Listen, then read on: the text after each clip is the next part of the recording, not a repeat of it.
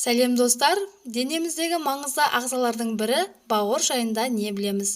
Видеоны соңына дейін көріңіз, себебі өте пайдалы әрі маңызды ақпараттар айтылатын болады.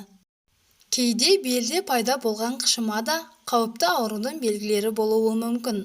Мұндай кезде дәрігердің көмегіне жүгінуді ұмытпаңыз. Бауыр бұл денеміздегі маңызды ағзалардың бірі. Ол ас қорытуға көмектеседі, өмірлік маңызды заттарды синтездейді және токсиндерді шығарады. Бауыр қызметінің бұзылуы әлемде ең кең таралған проблемалардың бірі. Тек ақш-тың өзінде 30 миллионға жуық адам бауыр ауруларынан зардап шегеді. Егер сіз үнемі оң қабырғаңыздың төменгі жағы сыздап ауыратынын сезсеңіз, жеделдетіп гепатолог, гастроэнтеролог, тым болмағанда терапевтке көрінгеніңіз жөн. Бауырыңыз қатты бүлінген кезде де ауырмайды, себебі оның құрамында ауырсыну рецепторлары жоқ. Әдетте ауырсыну немесе шаншу ауру өте асқынған кезде ғана болады. Ондай жағдайда бауыр ісет үлкейеді, өзін қоршап тұрған капсула қабығына қысым көрсете бастайды. Міне содан кейін ғана науқас ауруды сезе бастайды. Мұндай жағдайда өкінішке орай емдеу кеш болуы мүмкін. Бірақ оң қабырғаның төменгі бөлігінің ауруы мүлдем басқа жағдайлармен де байланысты. Мысалы, өт қабының ісінуі. Бауыр ауруының басқа қандай белгілері бар? Бауыр бүлінгенде бел, іш және оң иық ауруы мүмкін. Кейде тіпті ауырсыну сезімі мүлде болмайды. Бауыр ауруының белгілері: әлсіздік, бірнеше күн немесе апта бойы шаршау, диетасыз және себепсіз арықтау, жиі бас айналуы және құсу, тәбеттің жоғалуы, аяқтың төменгі жағының жиі ісуі, іштің кебуі, белгісіз себептермен дененің кез келген бөлігінде қолда, аяқта, иықта қышудың күшеюі. Егер де жоғарыдағы белгілерден бөлек көз алдының сарғаюы, кіші дәрі түсінің бұзылуы байқалса, дәрігердің көмегіне жүгінгеніңіз абзал. Бауыр не үшін ауырады? Бұл ағзада белгілері сыртқа мүлдем байқалмайтын ондаған ауру бар. Солардың ең көп таралған түрлеріне тоқталайық. Вирусты гепатит. Бұл А, В, С, Д гипервипустары. Олардың арасындағы ең қауіптісі адам өліміне алып келеді.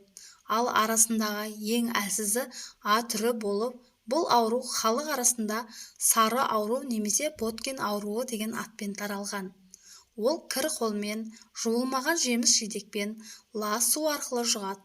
Боткин ауруының бір артықшылығы, ол басқалары сияқты жасырын емес, бірден сезіледі. Алдын алудың мүмкіндігі бар. А вирусын емдеуге болады және емделгеннен кейін бауырда белгілері қалмайды. Ал А, Б, С немесе Д вирустарын анықтау және емдеу ұзақ уақытты талап етеді.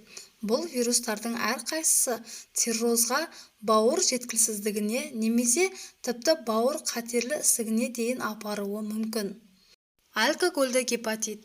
Бауырдың қабынуының тағы бір түрі вирус емес, алкоголь. Тұрақты және шамадан тыс алкогольді тұтыну бауырдың ішкі ауыртпалығын тудырады. Нәтижесінде цирроз пайда болады. Бауырдың сау тіндерінің жұмысы тоқтайды. Гепатиттің басқа түрлері: алкогольден басқа есірткіні асыра пайдалану немесе ауыр металдармен улану да бауыр ауруларына себеп болады. Бұл жағдайлар медикаментті немесе токсикалық гепатит ретінде белгілі. Егер иммундық жүйе бұзылып, бауыр клеткаларына шабуыл жасаса, ол аутоиммундық типте де болуы мүмкін. Май алмасудың бұзылуы. Жасушада май жиналған кезде ауру дами бастайды. Бұл олардың жұмысына кедергі жасайды. Олар уыттарды залалсыздандыра алмайды да, бос радикалдардың жиналуы болады. Жасушалар өле бастап, бауыр өзінің негізгі қызметін жасауды тоқтатады. Майлы гепатоз шағын қолайсыздықты туғызады, бірақ айқын симптомдар жоқ. Жүрек айну, іштің кебуі, ас қорытудың бұзылуы, дәреттің қиындығы, жоғарғы дене қызуы байқалуы мүмкін. Бауырға сары ауру мен күйік дәмі айқынырақ көрсетілуі мүмкін. Ісіктер.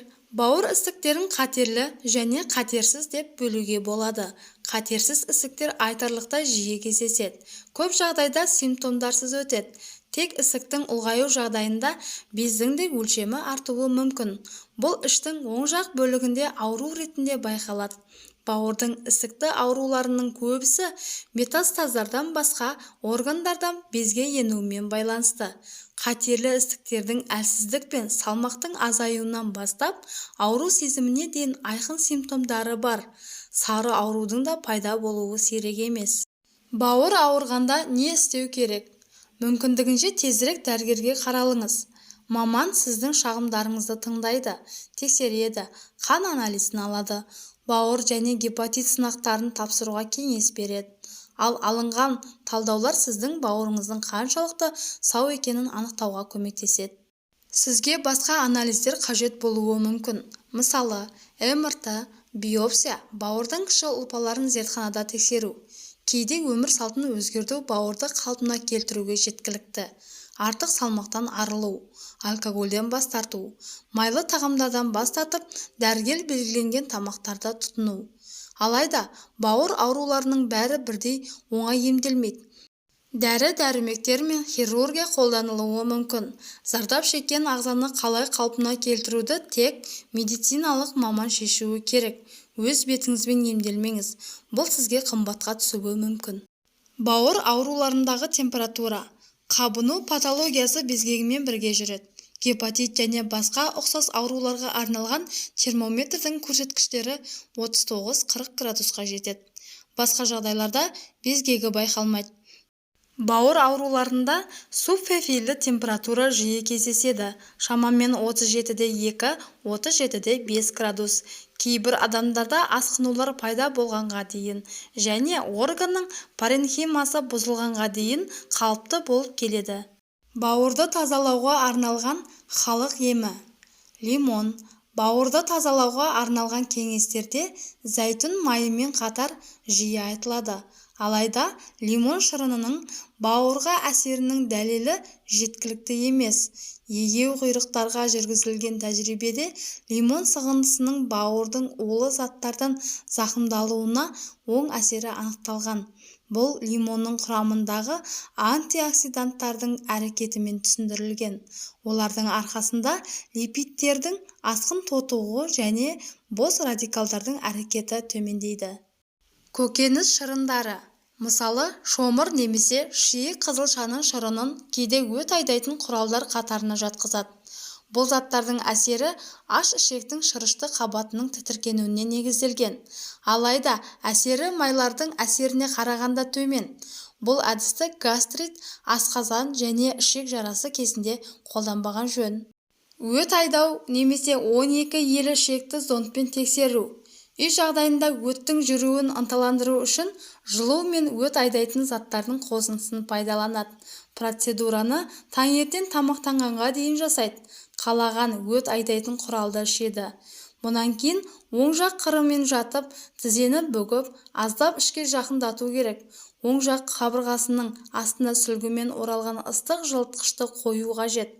Температураның әсері өт шығару жолдарындағы түйілуді басуға көмектеседі.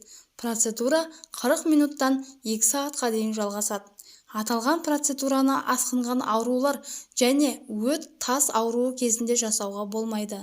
Бауырды тазалауға көмектесетін көптеген әдіс тәсіл бар. Алайда олардың қайсысын болмасын қолданбас бұрын дәрігермен кеңесу керегін естен шығармаңыз. Сонымен қатар, мамандардың қандай да бір препараттарды пайдалануға қатысты кеңестеріне құлақ асқан жөн. Достар, бүгінгі ақпаратым пайдалы болса, лайк басып төменге пікір қалдырыңыз. Міндетті түрде оқитын боламын.